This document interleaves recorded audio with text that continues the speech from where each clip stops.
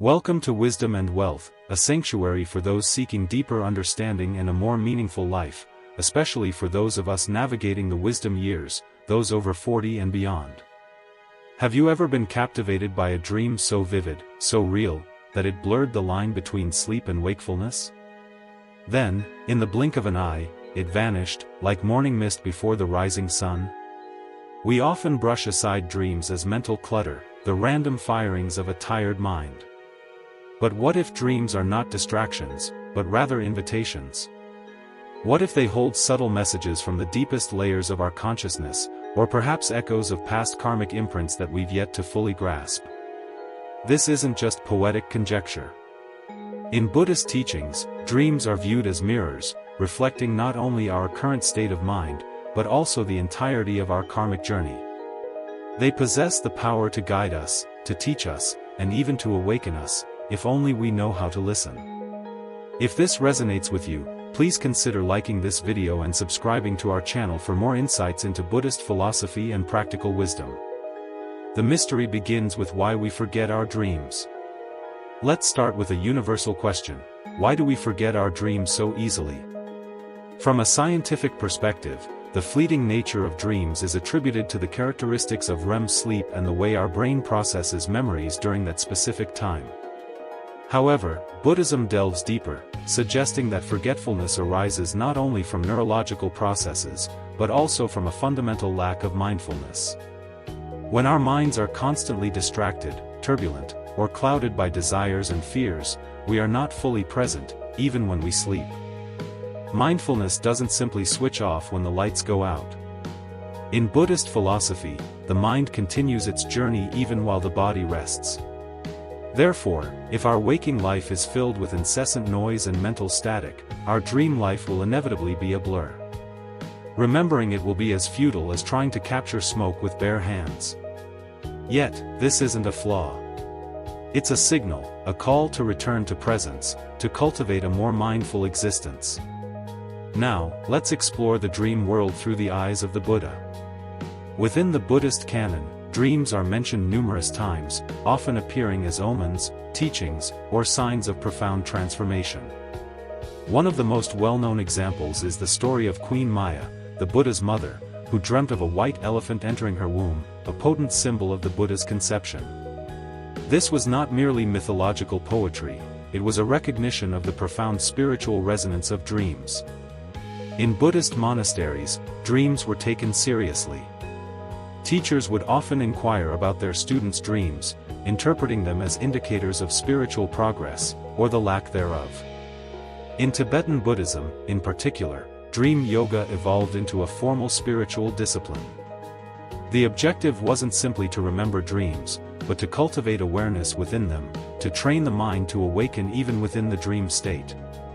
Because if you can awaken inside a dream, perhaps, just perhaps, you can also awaken within this illusion we call life. If you're finding value in this discussion, please like this video and subscribe to Wisdom and Wealth for more content on unlocking your inner potential. I still vividly recall my own initial foray into dream awareness.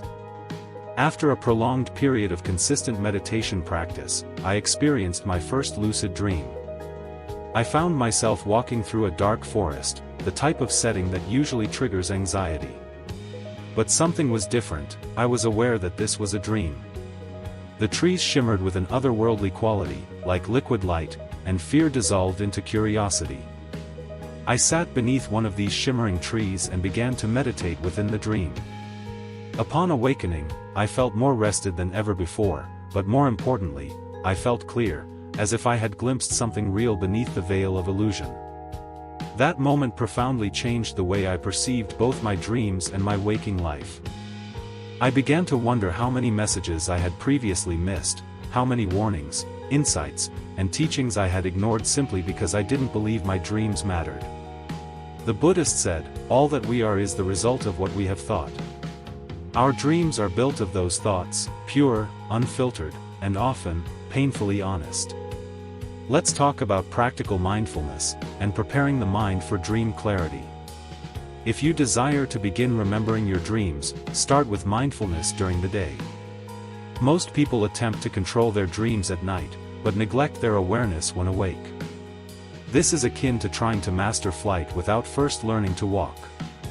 Try this simple practice before bed. Sit quietly for 5 to 10 minutes, focusing on your breath. Then, set a clear intention: tonight, I will remember my dreams. When you wake up, lie still and attempt to recall whatever you can.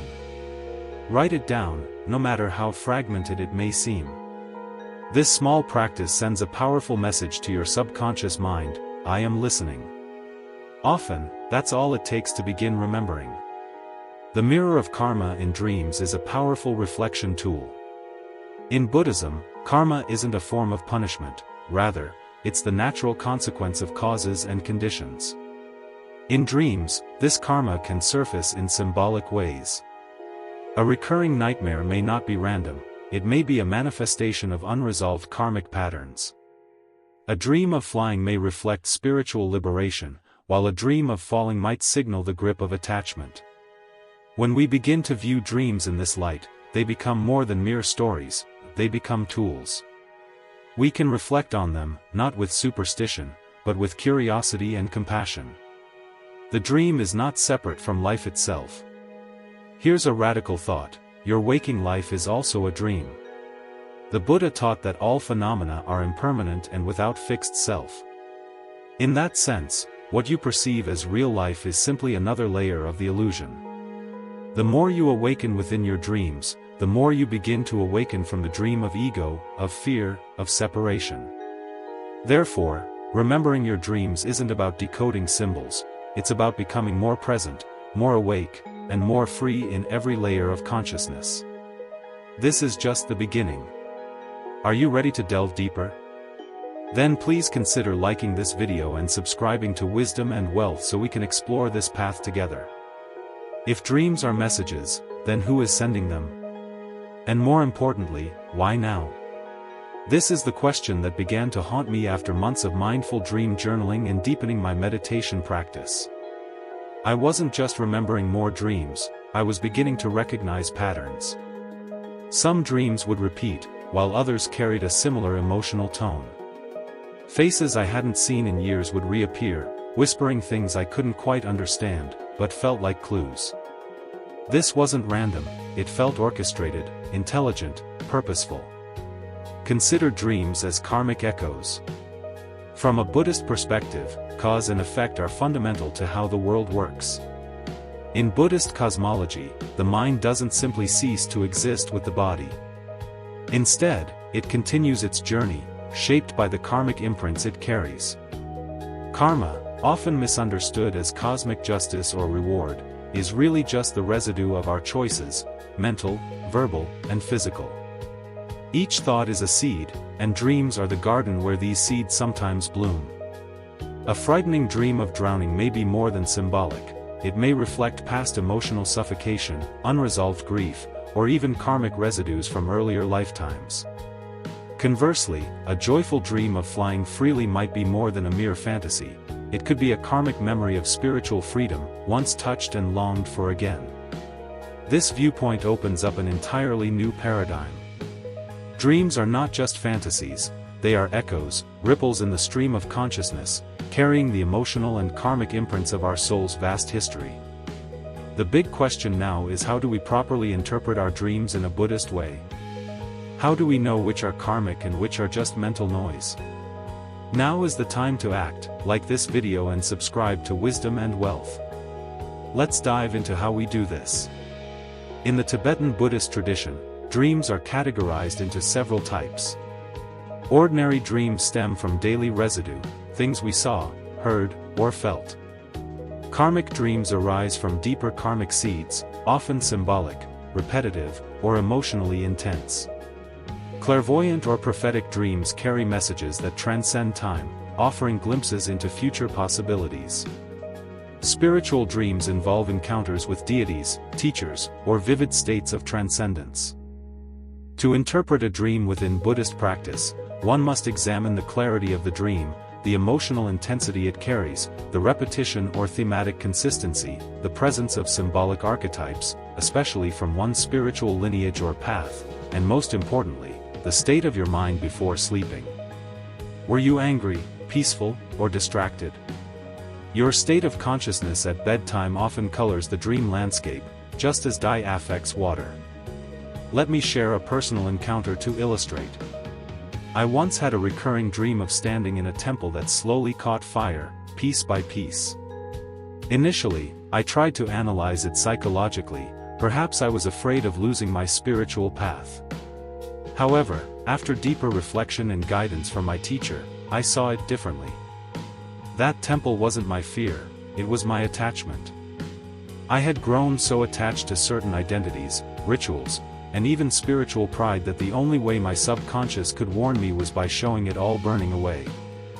The dream was painful, but it was merciful. It forced me to reflect, to return to emptiness, the heart of true practice. As the Buddha taught, attachment is the root of suffering. Even the holiest attachments can become chains. The dream world serves as a mirror of the bardo. In Tibetan Buddhism, there's a concept called the bardo, the transitional state between death and rebirth. It is said to be dreamlike, filled with visions projected by one's own karma. Those unprepared can be terrified, while those trained in awareness may navigate it with clarity and grace. This is precisely why dream yoga is so powerful. It is considered preparation for the bardo. If you can become lucid in a dream, if you can remain calm while the dream burns or shifts, then perhaps when death comes, you'll be able to remain present, centered, and free. So the question is no longer, how do I remember my dreams, but rather, how do I train myself to awaken within them, so that I may one day awaken within death itself? This is an important question, and one that we will answer as we move on with our journey together. You can help the process by liking this video and subscribing to Wisdom and Wealth so that others can benefit from these teachings as well. Emotional karma and the language of symbols are intertwined concepts. Buddhist psychology teaches that the mind is layered, with surface thoughts covering deeper emotional tendencies called samskaras. These tendencies drive our behavior unconsciously, lifetime after lifetime. Dreams bypass surface consciousness, they go straight to the samskaras.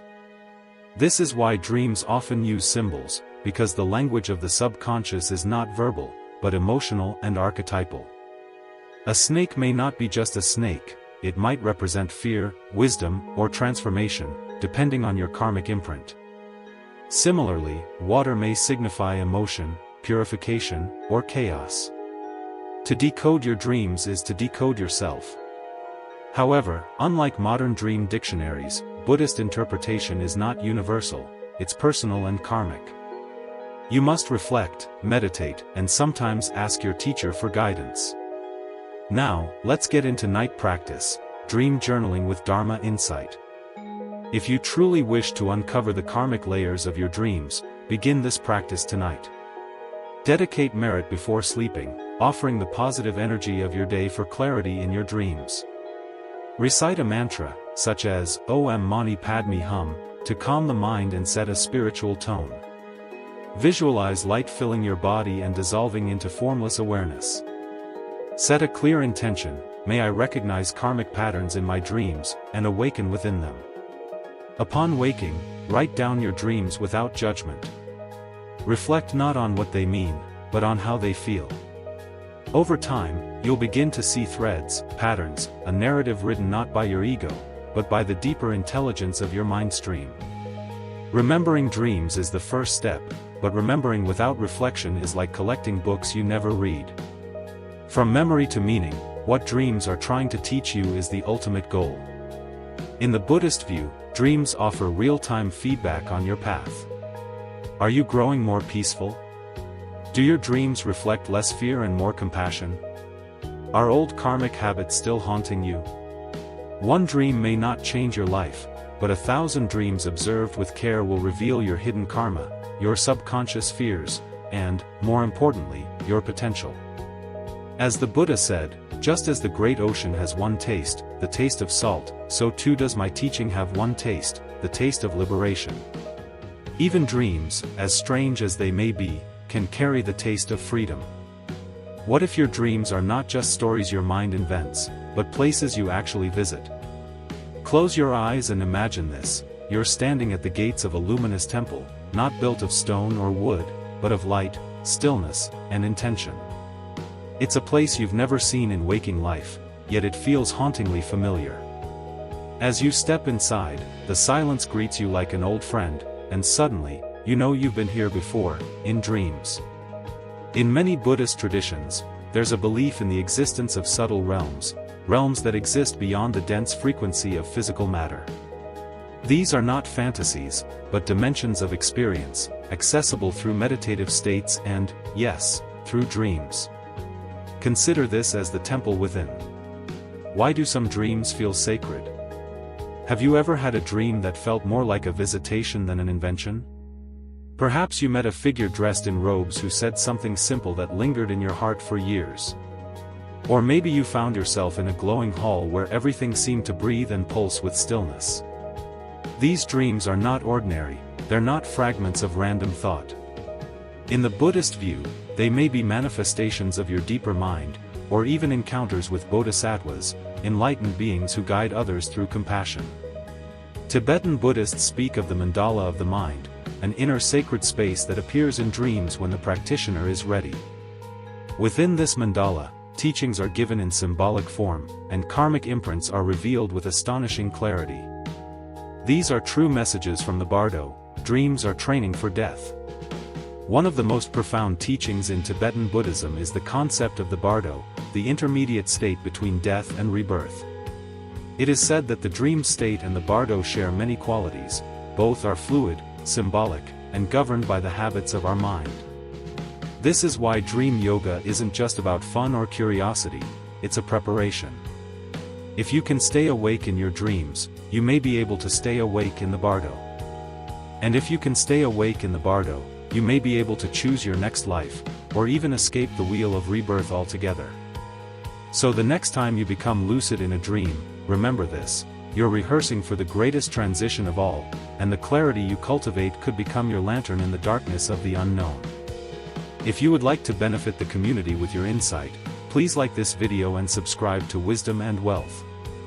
Here's a thought: the return of the ancients, dream lineage and ancestral presence. In some dreams, you might feel a presence, wise, ancient, kind, not just a character, but something more like a guardian. In Buddhist cultures, these are often seen as dream ancestors or spiritual mentors from previous lives. Their faces may change, but their presence carries an unmistakable stillness. Sometimes, the lessons they offer are not verbal, they come as gestures, symbols, even dreams within dreams. In my own experience, I once dreamt of a monk with no face who simply pointed to a mountain and vanished. I didn't understand it then, but years later, when facing a major decision, that image returned, suddenly clear, suddenly urgent.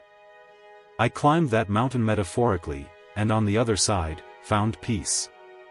The mind remembers what the ego forgets, especially in dreams. Here's a practice tip for you: dream practice as a form of meditation. Here's something most people overlook: you don't have to wait for dreams to happen, you can meet them halfway. Buddhist dream practitioners often use this method: set a sacred space before sleep. Light incense, chant softly, or read a Dharma text. Visualize a dream temple, a luminous place of wisdom. Invoke a teacher or bodhisattva, not as fantasy, but as a heart connection. Fall asleep with awareness, repeating the intention: may I enter the dream temple and receive what I need. At first, it may feel like nothing happens, but slowly, patterns shift. The quality of your dreams deepens, you start remembering more. Symbols repeat, teachings arrive, not as lectures, but as experiences. And soon, sleep becomes sacred.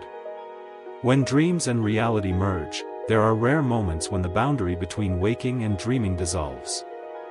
You wake up and still hear the voice from your dream. You act on a message you received in sleep, and it transforms your day. You meditate and suddenly fall into a dreamlike vision, clear and alive. These are not coincidences, they are signs that your inner and outer worlds are synchronizing. And in Buddhism, this is the goal: not to escape the world, but to see it clearly, to see that all of life, waking or dreaming, is an expression of mind. What if your dreams are more real than you think? For continuing insights like this, please like this video and subscribe to Wisdom and Wealth. Here is a final thought: the dreamer who woke up. There's an old Zen koan that says, the butterfly dreamed it was a man, or the man dreamed he was a butterfly. But which was it? Maybe the point isn't to know which is the dream, maybe the point is to wake up in all states, to carry your practice beyond the cushion into sleep, into death, into life itself. So tonight, when you close your eyes, ask not, will I dream? Ask instead, will I be awake when I do? What if your dreams are written in a language older than words, spoken not by the lips, but by the soul? You wake up from a dream, heart pounding. You were lost in a vast ocean, or running through a forest, or standing before a mirror that reflected someone else's face. You try to explain it, but the words slip through your fingers like smoke. That's because dreams speak a different tongue. They use symbols, not sentences. They show, not tell. And in Buddhist psychology, learning to read those symbols is like receiving a secret map, one that leads straight into the heart of your own mind. Consider yourself the inner cartographer, mapping the dream terrain. In Western psychology, Carl Jung called these symbols archetypes, primordial images embedded deep in the collective unconscious. But in Buddhism, similar ideas appear in the 5 skandhas and the 8 consciousnesses, especially in the Yogacara tradition. Each image in your dream, a bird, a doorway, a shadowy figure, isn't random, it's an echo of your own karmic landscape. It may be tied to a past experience, an unhealed wound, or even a future path you have yet to walk. Think of dreams as a karmic mirror, not flat and literal, but layered, like a mandala. And within that mandala, every symbol has meaning. A river may represent change, movement, or spiritual cleansing. A house often reflects the self, the rooms, aspects of your inner world. A mirror may ask, do you really know who you are? Darkness doesn't mean evil, it often symbolizes the unknown, the hidden, the potential waiting to emerge. The key is not to force an interpretation, but to sit with the image, breathe with it, and feel what it stirs within you. We need to go beyond superstition to understand the symbol's spiritual function. In some cultures, dream symbols are treated superstitiously. If you see a snake, it means bad luck. But Buddhism encourages something different, mindful reflection, not automatic reaction. The Buddha taught that all phenomena are empty of fixed meaning, and that includes dream symbols. A snake could be fear, wisdom, or transformation. It depends on your mind, your karma, and your current path. So ask yourself, what emotion did this symbol awaken in me? What does it remind me of? What lesson might it be pointing toward? In doing so, you shift from being a dream receiver to a dream investigator, one who seeks insight instead of prediction. We need to meet the shadow archetype, meeting what you hide. One of the most powerful and unsettling symbols in dreams is the shadow. It might appear as a monster, a thief, or someone who haunts you. But don't run. In the Buddhist view, this is the unseen part of yourself, the parts you reject, suppress, or deny. If you keep dreaming of being chased, the dream may not be about fear, it may be about something in you that wants to be faced. And when you finally turn around in the dream and ask the shadow, who are you? The answer might change your life. The path of awakening is not about becoming light, it's about becoming whole. Now we need to understand the light beings and guides, the archetype of wisdom. Not all symbols are dark. Some dreams carry the presence of luminous beings, figures of compassion, wisdom, and peace. In Buddhist dreams, these are often manifestations of bodhisattvas, or even your own higher consciousness, guiding you from within. They may appear as monks, teachers, or even strangers who speak a single phrase, but that phrase echoes in your soul for years. These are not hallucinations, they are indications of your own potential, your Buddha nature reminding you, you are not lost, you are not alone. What can you do? Try a practice, dialoguing with the dream. Here's a technique drawn from both Buddhist and Jungian traditions, it's called dream dialogue. Write down your dream. Identify one strong symbol, an object, animal, or figure. Imagine it sitting before you. Ask it questions. Why did you come to me? What are you trying to teach me? What part of me do you represent? Let it answer, not with logic, but with intuition. Let the mind become still and listen. This practice turns the dream into a conversation, and you begin to realize you are not the dreamer, you are the dream itself. Every symbol in your dream is a door. Some lead to forgotten memories, others to sacred teachings, and some to mysteries you're not yet ready to face. But when approached with mindfulness and compassion, each symbol becomes a torch, not something to interpret mechanically, but something to follow, like a guide through the labyrinth of self. Here is your final reflection: the dream is a sutra. In ancient times, Buddhist masters composed sutras, sacred texts filled with parables, metaphors, and symbols. They were never meant to be taken literally, they were meant to awaken insight. So too are your dreams. They are your personal sutras, written each night by the hand of karma and consciousness. What you dream is not nonsense, it is the scripture of your soul. The question is, will you read it? We can continue this journey together. Please like this video and subscribe to Wisdom and Wealth so that others may benefit. What if your dreams aren't just fleeting stories of the night, but echoes of who you once were, and glimpses of who you might become? There are dreams you forget in seconds, and there are dreams that haunt you for years, vivid, strange, impossibly familiar. A ruined temple in a desert you've never seen, a face you've never met, yet you mourn like family, a battle you never fought, but dying again and again. In Buddhism, these aren't just fantasies, they might be karma remembering itself. Dreams is karmic footprints. Karma is not fate, it is memory in motion. Every thought, word, and deed leaves a subtle trace, like footprints across lifetimes. And sometimes, in dreams, those footprints appear again as visions. This is why, in Buddhist traditions, recurrent dreams are taken seriously. They are not merely subconscious echoes, they may be unfinished stories asking to be understood. You may be dreaming the emotions of a life long gone, or dreaming forward into the shape of your future rebirth. The Tibetan masters call this the subtle mind stream, flowing beneath all waking and dreaming states. It carries vasanas, the seeds of past actions across time. When your conscious mind falls asleep, those seeds may blossom as images. We can compare this to the relationship between dreams and rebirth. In the Tibetan Book of the Dead, Bardo Thodol, it is said the dream state and the bardo after death are alike, both are projections of your mind. If you learn to wake up in the dream, you can wake up in the bardo. Yes, your dreams are training. The dream world mirrors the bardo, the in-between space after death and before rebirth. To recognize a dream as a dream is no small thing, it's a step toward recognizing life itself as impermanent, interdependent, and ultimately illusory. When you wake up within a dream, the illusion breaks, and that awareness, that flash of lucidity, can change not only your dream, but your karma.